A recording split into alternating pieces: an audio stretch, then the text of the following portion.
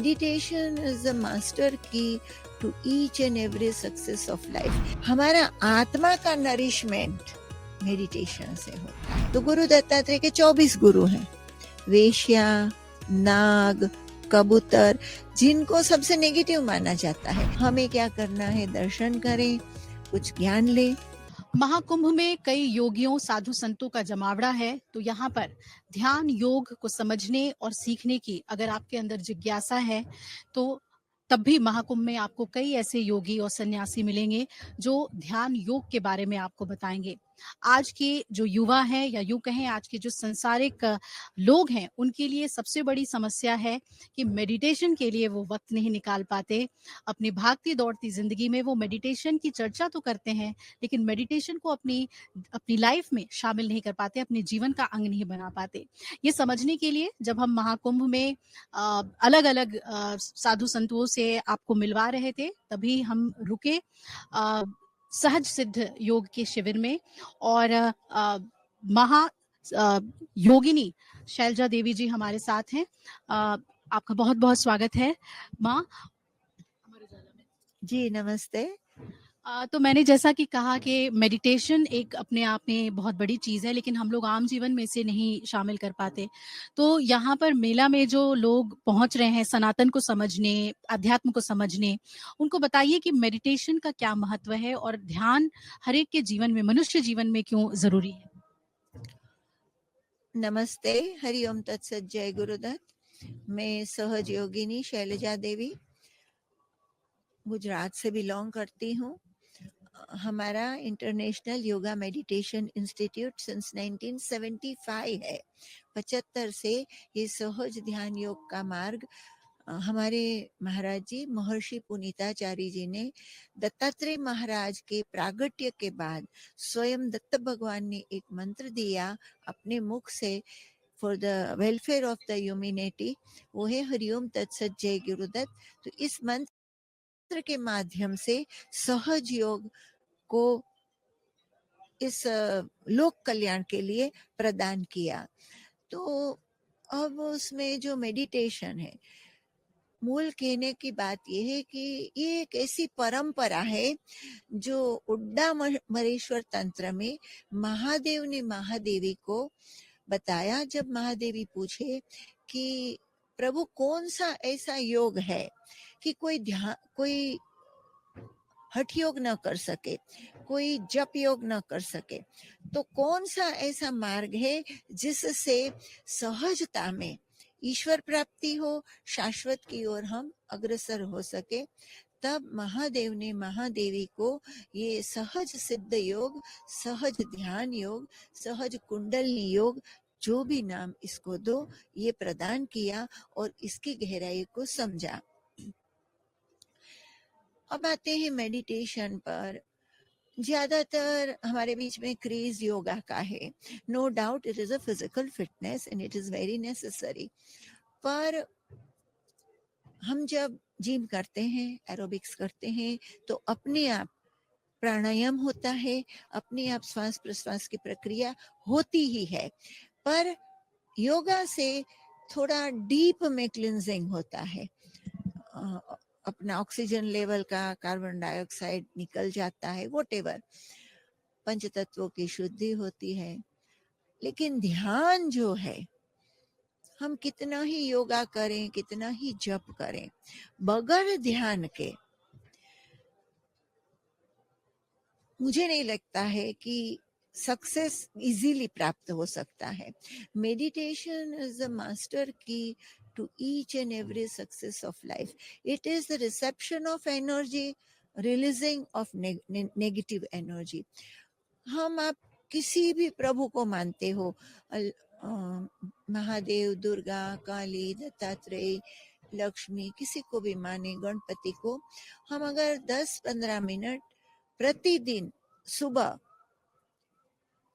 उस दिव्य शक्ति का ध्यान करें और ये प्रयास करें कि उनकी दिव्य चेतना हमारे अंदर उतर रही है। तो जिस प्रकार से बोतल को पानी में डालते हैं तो दिखता नहीं है कि क्या निकलता है, लेकिन कुछ निकलता है, तब पानी भरता है। तो वो कुछ क्या है, ये जो हमारे अंदर की नेगेटिवनेस है, जो हम श्वास प्रश्वास से, स्पर्श से, दृष्टि से ट्रांसफर करते हैं, जैसे Covid was transformation of virus. The astral viruses which we cannot see, they get transformed in us and they get released by meditation. तो जब अंदर से ऊपर से दिव्य शक्ति आती है तो इससे मन बैलेंस होता है। और दूसरा कि जैसे हम शरीर को पोषण देने के लिए प्रोटीन है, विटामिन है, भोजन है लेते हैं, हमारा आत्मा का नरिशमेंट मेडिटेशन से होता है। आप देखना, अच्छे संत, अच्छे साधक, अच्छे योगी स्वस्थ होंगे, खुश होंगे और उनके अंदर क्रिएटिविटी भी बहुत होगी, खाते भी माप में होंगे, तो वो एनर्जी आती कहाँ से है? तो जिस प्रकार से हम कहते हैं कि भाई प्राण चला गया, प्राण दिखता नहीं है, तो मेडिटेशन इज प्राणा, it's the live force of the human for humanity. मेरा खुद का अनुभव है ये कि 20 मिनट का ध्यान अगर रेगुलरली, देखो हम लोग भी कुंभ में आए हैं, 20 मिनट से 10-10 घंटे का ईश्वर की कृपा से ध्यान की स्थिति के अनुभव किए हैं, लेकिन माँ गंगा की गोद एक ऐसी दिव्य एनर्जी है, this is the volcano of positive energies in this Kumbh Mela. तो उसमें हम आते हैं और जो कोई भी आते हैं उनको मेरा यही संदेश है कि आप आइए और पॉजिटिवनेस लेके आइए। ये महाराज क्या पहनते हैं, ये क्या बनाए हैं, ये क्या करते हैं, इसको न देखते हुए आपको उनसे क्या प्राप्त होता है। जैसे हमारे गुरु दत्तात्रेय हैं, तो गुरु दत्तात्रेय के 24 गुरु हैं, वेश्या, नाग, कबूतर, जिनको सबसे नेगेटिव माना जाता है, उसमें भी पॉजिटिवनेस उन्होंने ग्रहण की है। तो पंडालों में जाएं, दर्शन करें अवश्य। माँ गंगा का ये स्नान के मुहूर्त के अलावा भी जितने दिन रहे स्नान करें। और निश्चित रूप से मेरी प्रार्थना है, एक काम जरूर करें कि रात में, दिन में, कभी भी कहीं भी एक कोना मिले, आप 15-20 मिनट यहाँ की दिव्य शक्तियों को, जो गुरु मंडल है, जितने गुरु आते हैं उनका गुरु मंडल ऊपर होता है उनके साथ, तो इतना वाइब्स होता है, इतनी पॉजिटिवनेस है। आप अंदर आप ध्यान में बैठे और आवाहन करें कि हे सिद्ध मंडल, देव मंडल, यहाँ की दिव्य शक्तियाँ, स्थान देवता, हमें आशीर्वाद करिए, कृपा करिए और हम धर्म, अर्थ, काम और मोक्ष की ओर अग्रसर हो, ऐसा हमें आशीर्वाद करिए, सफल जीवन का आशीर्वाद करिए और हमारे विघ्न सब दूर करिए। पर मेडिटेशन 20 मिनट 30 मिनट अगर करते हैं रेगुलरली, जितना भी समय इस मेला क्षेत्र में है, और पॉजिटिवनेस का चश्मा लगा ले, जिसको जो करना है करे, हमें क्या करना है, दर्शन करें, कुछ ज्ञान ले, कुछ सत्कर्म करे, दान करे और जाए। हमारे दर्शक हैं उनको बताइए कि अगर उन्हें इनिशिएट करना है, मेडिटेशन में जाना है, तो सबसे पहले क्या कर सकते हैं, कैसे स्टार्ट करें, वो पहला कदम क्या मेडिटेशन की ओर होना चाहिए? अब मुझे सहज ध्यान योग का अनुभव है, क्योंकि पहली बार जब मैं इस ध्यान में बैठी, खाली मेरी माँ को एकम्पनी करने गई और मुझे 12 घंटे का ध्यान लगा, and then my transformation started. और ये सहज ध्यान तो ऐसा है कि इसमें अष्टांग योग भी अपने आप होता है, नेति, धोती, बस्ती, खेचरी छेदन, अनेक आसन, प्राणायाम, मुद्राएं और खेचरी छेदन, जिसमें जिह्वा का छेदन होता है 3 नसों का, और जिह्वा घर्षण, चालन, दोहन के पश्चात कपाल गुहा में स्थिर होके साधक को बहुत समय तक अन्न जल बगैर समाधि में बैठने की क्षमता देती है। वो क्रिया भी सहज योग से अपने आप हुई है। जैसे माँ आनंदमयी को अपने आप हठ योग होता था, तो ये वो परंपरा है। ये महादेव का, महादेवी को जो, महादेव और महादेवी का जो सत्संग है, उसमें उन्होंने ये बताया है उड्डामनेश्वर तंत्र में कि ये सहज योगी उत्तमा सहजावस्था, मध्यमा धारण ध्यान धारणा, तीर्थ यात्रा, अधमा। तो मेडिटेशन जो है इस मार्ग से, क्योंकि मुझे उसी का अनुभव होगा जिस मार्ग से मैं चली हूँ। वैसे लोग बोलते हैं कि मन को एकाग्र करो, विचारों को रोको, it's not possible in my thoughts. इसमें आप विचार तो आएंगे, पलक झपकती है ऐसे तो झपकेंगे, लोग बैठते ही नहीं है ध्यान में। हाँ, बैठते ही नहीं है। और जब ध्यान में बैठते तो कईयों को डबल विचार आते हैं। सन्यासी लोग भी पूछते हैं कि हमें बहुत गलत विचार आते हैं। मैंने कहा गलत क्या है, ईश्वर का बनाया हुआ इस दुनिया में सब सही है, उसी का तो निर्माण है। पर ये मार्ग से आप अपने इष्ट और गुरु को याद करें, जो कोई भी गुरु हो। इसमें अपने गुरु नहीं बदलने हैं, इष्ट नहीं बदलना है। एक मंत्र है जो दत्त महाराज ने अपने मुख से दिया है, it's a boon to humanity, वरदान है। उसको जपो 2-5 मिनट या सुनो, इसकी लिंक है वेबसाइट में, पढ़ के सुन लो और बोलो कि अगर ये बात सही है, अगर महादेव ने ये दिया है, दत्तात्रेय ने ये हमारे लिए दिया है फायदे के लिए, तो हमें कुछ एक्सपीरियंस हो। तो अपने आप अगर 11 दिन कंटिन्यू करता है कोई, अपने घर के कोने में बैठ के, मुझे ना किसी को भी मिले बगैर, तो भी उसको एक्सपीरियंस होता है। पर विचार आता है करके छोड़ देते हैं।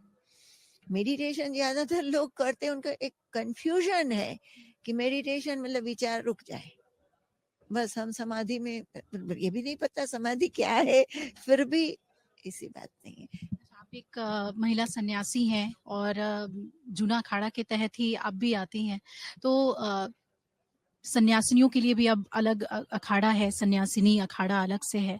कैसे देखती हैं आप? क्योंकि मैं पहली सन्यासिनी का इंटरव्यू आपके ज़रिए कर रही हूँ, तो क्या अध्यात्म में महिलाएँ जो हैं, बेहतर तरीके से इसे आगे ले जा रही हैं, उस पद्धति को आगे ले जा रही हैं?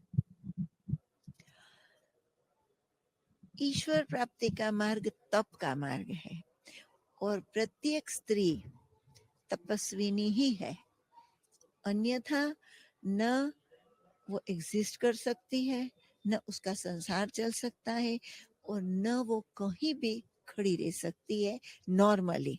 एबनॉर्मल केसेस होते हैं, क्योंकि हमारी भारतीय परंपरा और संस्कृति ऐसी है। मैं ये सन्यासिनी अखाड़ा अलग नहीं बना है, हर बार बनता है। इसको मैवाड़ा कहते हैं, सन्यासी अखाड़ा कहते हैं। तो ये हर बार रहता है। इस बार थोड़ा जगह, संख्या बढ़ने से थोड़ा ज्यादा जगह दिया है, हम भी उसी में हैं। लेकिन ये चैरिटेबल वर्क जो संतों का यहाँ होता है, जैसे आँख का चश्मा का नंबर निकालना, ईसीजी, नेबुलाइजर, तो जितने आसपास है बहुत बड़े बड़े फैसिलिटीज है गवर्नमेंट की, लेकिन छोटे पाए पे हम लोग बरसों से ये करते हैं। और फूड है उनके लिए कंफर्टेबल। तो ये जो है, इसलिए थोड़ा स्पेस हम लोगों को ज्यादा, because this is the services to all the akhadas and saints, that's why हम पास में ही है, लेकिन वी आर नॉट, हम अलग नहीं है। तो माताओं का जो है वो अपने आप में तपस्विनी ही है। तो अगर इस मार्ग में वो आते हैं, मतलब मेडिटेशन, ईश्वर प्राप्ति, सेल्फ डेवलपमेंट में, तो उनके लिए बड़ा सरल है।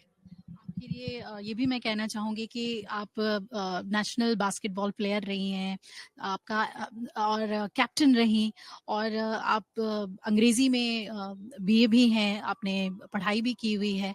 तो इन सभी एक्सपीरियंसेस को देखते हुए महिलाओं के खेल में सहभागिता, महिलाओं की साक्षरता, इन तमाम बातों को एक सन्यासी के तौर पर आप कैसे देखती हैं? क्या अपनी प्रीचिंग्स में आप लोगों को इसकी इम्पोर्टेंस किस तरीके से बताती हैं? किसकी importance? Education, girl child education, sports में महिलाओं का होना और फिर संन्यास में भी अगर महिलाएं आना चाहें, तो मतलब जितने भी जिसे हम कहते हैं कि कट्टर सोच होती है लड़कियों को लेकर, एक टिपिकल सोच होती है कि पढ़ो लिखो शादी करो बच्चे करो, उसको तोड़ना एक, है ना वो। मैं ये मानती हूँ कि जो एक स्त्री के लिए जो क्राइटेरिया है उसको तोड़ने में मैं नहीं मानती, उसको डेवलप करने में मानती हूँ, क्योंकि दीज आर द बेसिक्स। एक फीमेल है, उसको अपने आप एक कुकिंग का उसको गिफ्ट है, चिल्ड्रन देने का गिफ्ट है, तो पर उसमें एजुकेशन जो है, खास करके स्पोर्ट्स, आजकल जो ये कंप्यूटर मोबाइल्स में घुस गए हैं बच्चे, यंग जनरेशन्स, तो एक ऐसा एक इतनी बड़ी वो अपनी एफिशिएंसी खो रहे हैं, फिजिकल, मेंटल और हर प्रकार की, क्योंकि इसमें एक स्पोर्ट्समैन आदि होता है हारने के लिए और जीतने के लिए, और जीवन में परिवर्तन और हार जीत आते ही है, तो कई कितनी ही स्ट्रगल्स, रफ टफ टाइम में वो अपने आप को मजबूताई से उसको स्वीकार करके आगे बढ़ सकते हैं। तो फीमेल्स के लिए अब कोई भी क्षेत्र पीछे नहीं रहा है, चाहे आध्यात्म हो, चाहे पॉलिटिक्स हो, चाहे ये कंपनीज हो, एवरीवेयर, क्योंकि उनका कंसंट्रेशन, उनका डिवोशन, उनकी समर्पण शक्ति ज्यादा होती है, मतलब फीमेल्स के, ऐसा मैं मानती हूँ। Being a female, I am very proud that I would never be a male in any births. I know I am not going to have any birth, पर एक स्त्री का जीवन अपना एक बहुत ही शक्ति का होता है, वो साक्षात उसके अंदर प्रकृति वास करती है। कहा जाता है कि यत्र नार्यशु पूज्यन्ते तत्र रमन्ते योगिनः, तो सहज है, अगर आपके घर की फीमेल हैप्पी नहीं है तो एवरीवेयर विल बी मेस, घर में अशांति ही रहेगी। पर अब ये एजुकेशन है, पर इतना भी आउट नहीं हो जाना चाहिए। आपका करियर और मनी, उसके लिए बच्चों को आप देखोगे नहीं, मतलब पढ़ो लिखो, लेकिन जब चाइल्ड बर्थ करते हो तो 1-1.5 साल ब्रेक ले लो, give time, because that time will never come back. It matters, vibrations, nourishment, आपका सहवास माँ का और संतान का, पर अब कोई भी क्षेत्र बकाया नहीं है। और sports, I am very happy, मतलब वो एक ऐसी खुशी देता है कि इस एज में भी मैं थोड़ा एक आध बॉल बास्केट में डाल दूं, तो मुझे बहुत, मतलब एक एक आप खेलती हैं अभी? कभी कभी बैडमिंटन, कभी कभी बहुत ही अच्छा लगा मुझे आपसे बात करके, एक अलग ही ऊर्जा और जिसे कहते हैं बिल्कुल पॉजिटिव एनर्जी से आपने मुझे बिल्कुल भर दिया। और जो सबसे बड़ी बात इन्होंने कही कि हर स्त्री अपने आप में तपस्विनी है, तो ऐसे ही गुणी जनों से, तपस्वियों से आपकी मुलाकात हम कराते रहेंगे।